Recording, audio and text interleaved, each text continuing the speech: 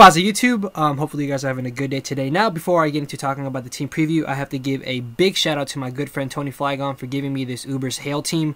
And Hail is something I've really been wanting to use in Uber, so his channel link will be down in the description, guys. Tony, easily one of the best commentators in this quote-unquote Pokemon community, and you will not be disappointed by his video. So, as you can see from my opponent's team, he's got a lot of threats. He's got the Zekrom, the Arceus, the Lugia, and the Rayquaza. Hopefully I will be able to play around those correctly, get on my hazards, and just start working from there, guys. But I guess you'll have to see how the battle went, so let's get right into it. He's going to be leading off with the Rayquaza, as I'm going to be leading off with my Abomasnow just to get on my weather as soon as possible. And I bet Sawa's looking at me sideways right now. So because Abomasnow can learn Ice Shard, I'm obviously thinking he's going to be scared out by it, so I'm going to go for the Leech Seed as opposed to going for the Protect. But to my surprise, he stays in and goes for a Fire Gem boosted V-Create. Fire Gem boosted V-Create. And he just utterly annihilates my Abomasnow. But I know because his stats are lowered, he's going to be forced to switch out the following turn. So I'm actually going to get a free switch into my Gliscor, and I will be able to sub up as he's going to bring in the Arceus. Now, from the shade of it, I knew he's either going to be Ghost or Poison because I don't know the different shades of purple between those two. So I'm actually going to stay in, and instead of going for the Toxic, fearing that he's going to be the Poison variant, I'm actually going to go for the Earthquake as he's going to go for the Calm Mind. But as you see here, the Earthquake does nothing to that Arceus, which automatically means he's the Ghost variant. So the following turn, as he's going to go for the Judgment and break my Substitute, I will be able to go for the Toxic.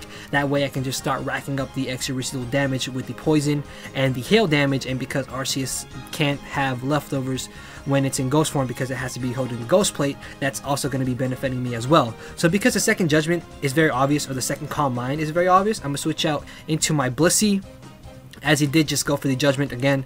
And because Calm Mind Arceus do tend to run Focus Blast, I'm actually just going to go for the Wish because I want to see how much damage the Focus Blast would do. But he ends up going for another Calm Mind, which means he's at +2. So the following turn, because the Protect is very, very obvious, I'm actually going to predict him to go for the Recover or go for another Calm Mind. And I'm actually going to get out my Stealth Rocks for free, as he does end up going for the Recover. But honestly, at this point, from the residual damage from the Toxic and the Hail, this Arceus only has about 1 or 2 turns left. Now, I know he doesn't want to save it, obviously because he's going to be poisoned, and when he brings it back in with the Rocks damage and the Poison and Toxic still being able to rack up, it's basically going to be useless. So he's just going to leave it in basically for Death Fodder, as I'm going to be able to get off another Wish, which means the following turn I can protect on whatever he decides to bring in, as the Arceus is going to end up fainting this turn, which is good. Now, sorry if my voice changed because I had to speed up this battle a bit.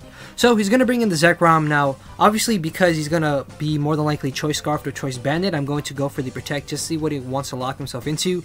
But then I see that it's in Japanese tech, so I don't know if he's locked into the Outrage or locked into the Bullet Strike or Volt Switch. So I'm going to make a bit of a risky switch, and I'm going to switch into my Gliscor. Now I know he more than likely is going to be locked into either the Bullet Strike or the Volt Switch, seeing as if he is going to be locked into the Outrage, I can get a free switch out into my Fortress and just start setting up some more entry hazards. So as you see there, he did switch out, which means he was locked into more than likely the Bolt Strike. So I did go for the Toxic, considering that I can basically poison his whole team, as he's going to bring in the Rayquaza. Now I can switch into my Fortress, but as you saw, he is carrying the V-Crate. So right now the best thing that I have to deal with is Rayquaza is my Gliscor. So he's going to go for the Dragon Dance, as I believe I went for the Roost.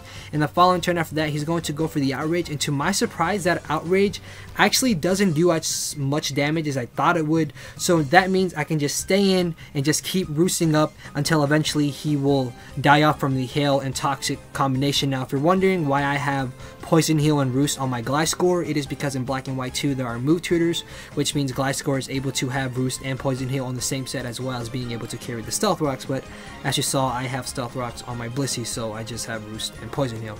So I'm just going to step up one more time, and I believe after the end of this turn he's going to die off from the Toxic. So I basically managed to get rid of the Arceus and the Rayquaza, which means I only have to worry about the Lugia and the Zekrom now.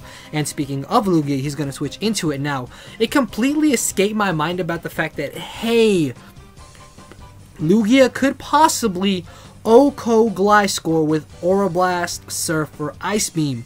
But luckily for me, I guess he predicted me to switch out and actually went for the Calm Mind, allowing me to go for the Toxic.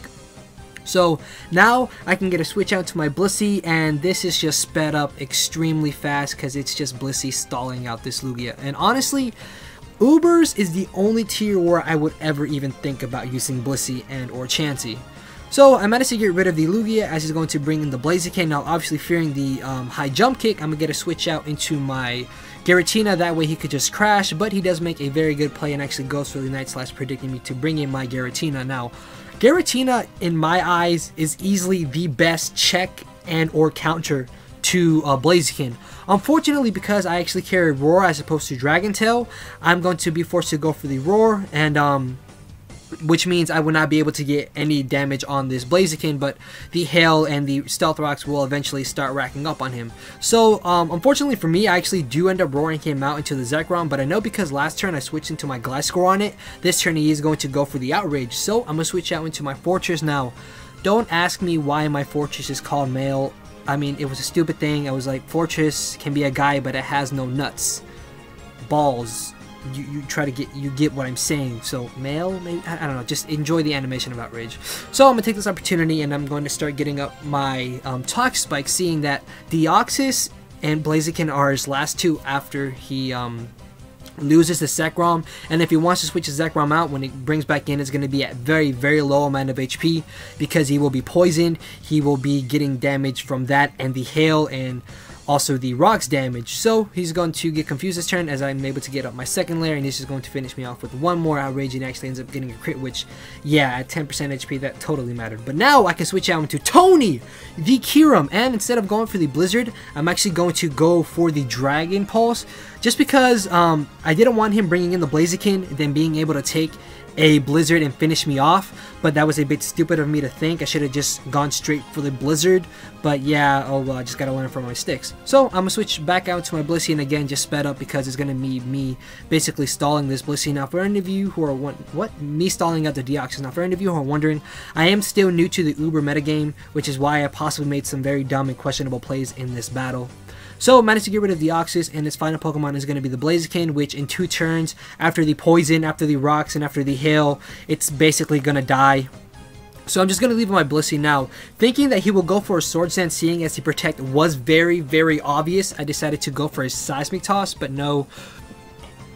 He does just go straight for the high jump kick, and I'm going to switch into my Giratina, and as I said, this is the second turn, so he's going to die off from all the residual damage from Hail, Life Orb, and the Poison. So that's going to be, I believe, the 2-0 or 3-0 victory in my favor. So yeah, guys, what I wanted to ask you was that I have a bit of a lengthy battle with this team. I believe like 3 months ago or so, I posted up a battle that was around 64 turns, and the whole video was about 14 minutes long, and I got a really good reaction from that. But I want to know, would you like to see the 60-turn battle that I have with this team? I mean, it's a very good battle, and I really do want to upload it, but I just want to know if you guys would be comfortable with seeing a 15-minute battle. Leave a comment down below saying yes or no. Also, guys, if you did enjoy this battle, make sure to leave a like. If you want to see some more content from me, make sure to subscribe. And with that, I'm rambling, and I do believe I am out of here, guys. Later.